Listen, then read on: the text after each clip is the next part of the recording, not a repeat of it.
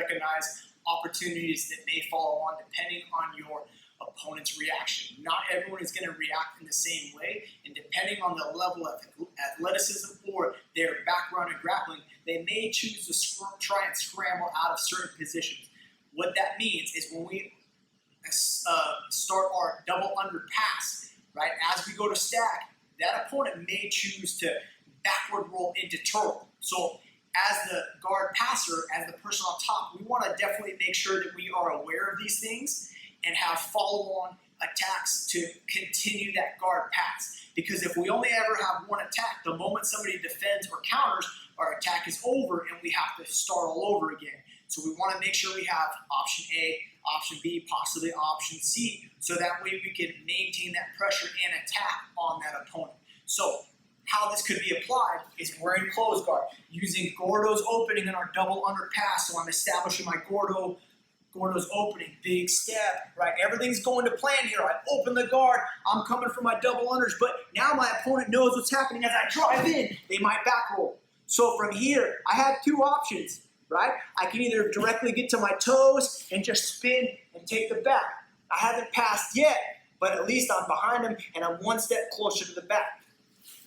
Or I have an option to take the back. So what I'm going to do is, as we set up our guard pass, remember, everything's going to plan. It's great, but as soon as we go for that double under pass, they backward roll. So I want to make sure I follow them up. If I hang out here too long, they may attack the single leg, they may go back to guard. So instead, what I'm going to do is switch my arms. I want to get to my seatbelt grip.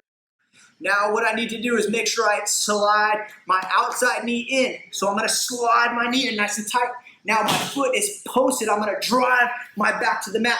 My bottom hook should slide through first, and then my top hook comes on top, making sure I'm nice and tight on the back. I have a good seatbelt, and I'm ear to ear. So what that looks like from the other side is when they're in turtle, right? They have turtle. So from here, I want to switch my grip. Keeping my chest as tight to the back as possible, I'm going to use my knee closer to the head, and I'm going to use that as a wedge to slide through this space right here. I want my knee to go first. My knee acts as a wedge, which is going to create space to get my hook in when I sit to my hip. So I've landed in this position. I want to get my seatbelt grip here. Now I'm going to bring my knee in nice and tight. So I slide my knee through, sitting to my hip. Watch how I'm driving my left shoulder to the mat. My bottom hook goes first. If you're having trouble, get your top hook, plant your foot, and shrimp, and that will help you get your second hook in. So another angle.